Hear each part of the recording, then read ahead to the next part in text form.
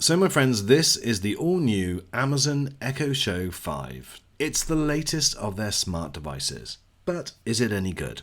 Let's take a closer look.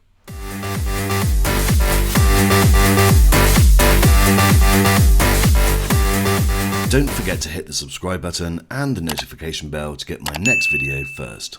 So the first thing to mention is that this is $79.99 in the UK, it's $89.99 in the US. I'll leave my affiliate links in the description for you to check out for yourself, but watch this review, I think you'll be interested.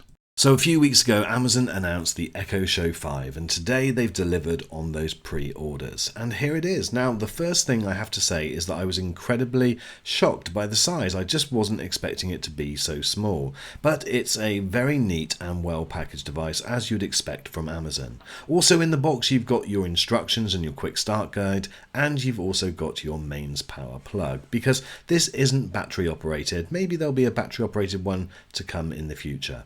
So this is it. Now this is very similar in look to the Echo Show 2nd generation, but believe me, and I'll show you in a second, it is very different in terms of size. But the build quality is very similar, the material type device and the speaker around the back is very similar indeed, and so is the screen, as is the buttons on the device, but you have got an extra button this time. You've got a slide, which is a physical slide which goes over the camera, and I'll zoom in just a second, but as you can see, you've got the white dot there which indicates that the camera is off, and then when you slide it you can actually see the camera. Now that is to allay the fears of people maybe that are having these in bedrooms and they were a little bit worried about MI5 or the FBI, CIA spying on people. So I think it's great that they've addressed some of those concerns and put that physical button in place. Now, people will say that they're still listening to you though, but there will always be people that will think that about these smart devices, and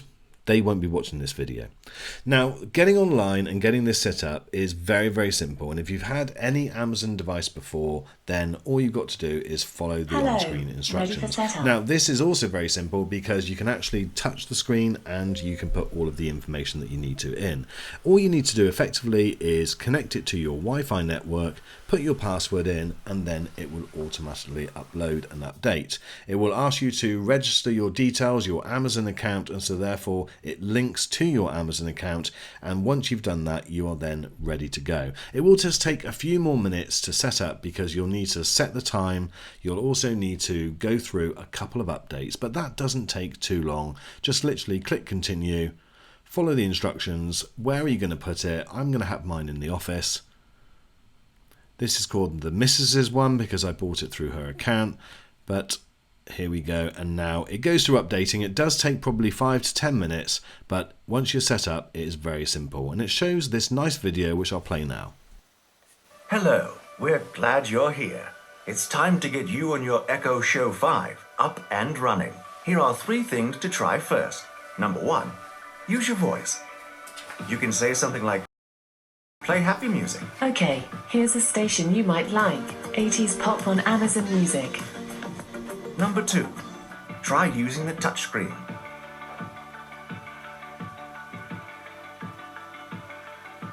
Number 3, choose your ideal clock face. To get started, say, customize my clock.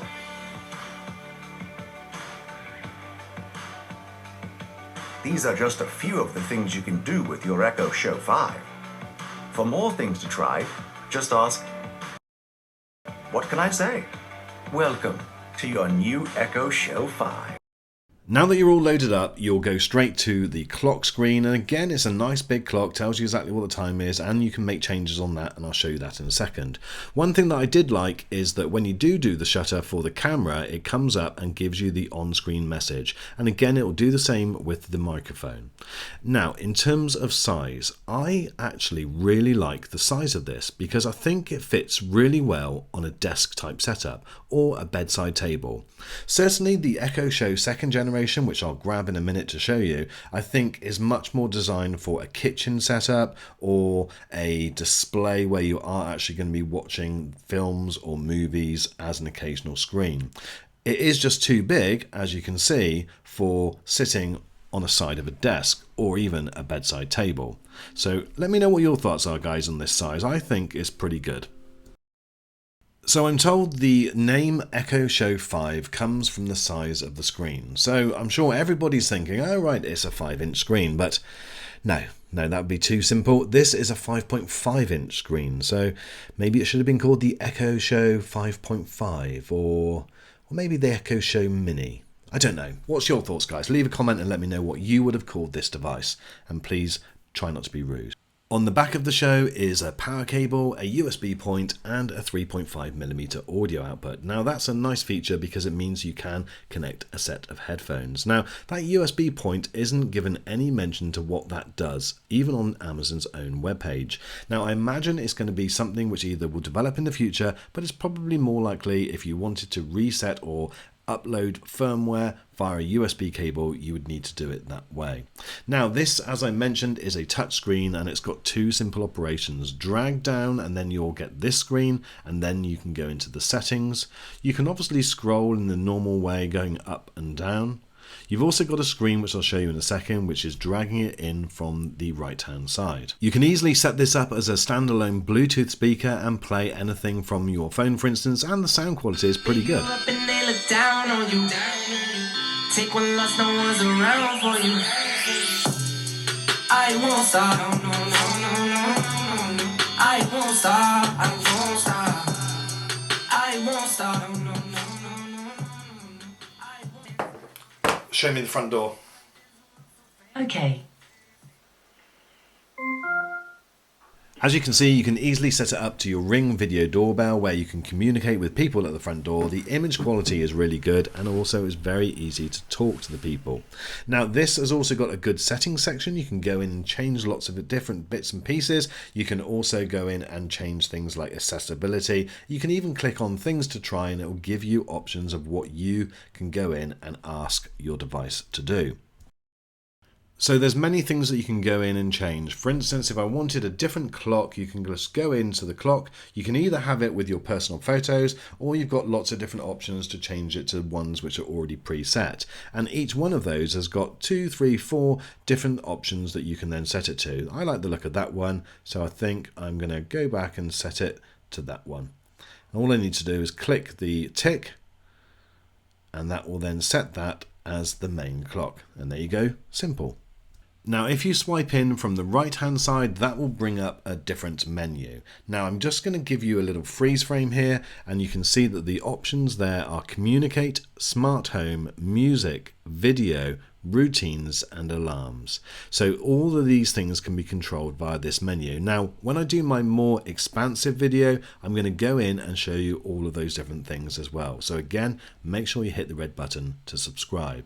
If you swipe across, then one of the things that you can do is go to music and recently played, and the things that you've played not only just on this device but on other devices will also come up on the screen.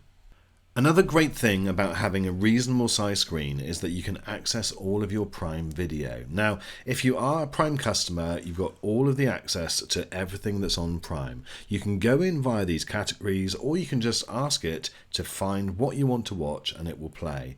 But as you can see when this starts in a minute, the screen quality is pretty good, and I don't know what it is, but if you're one of these people that wants to watch something while you're maybe working on a computer or doing some word processing or something else, then having this playing in the background actually works quite well.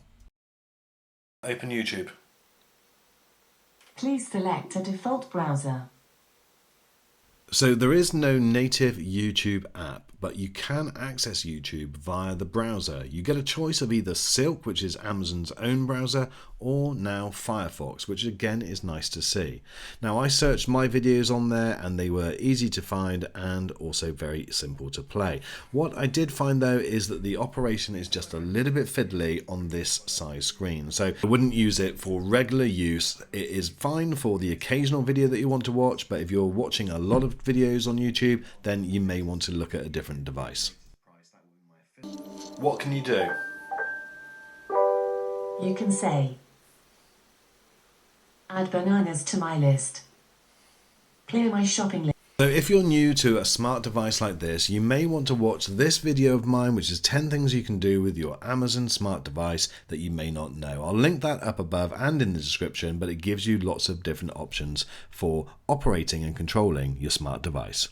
So my thoughts are, guys, for the money, $79.99 in the UK, $89.99 in the US, I think it's an absolute bargain. It's far better than the Echo Spot, which was more money, had a smaller screen and worse sound, and this does the majority of what the Echo Show 2nd generation does, and that was far more expensive. It also looks good on a desk.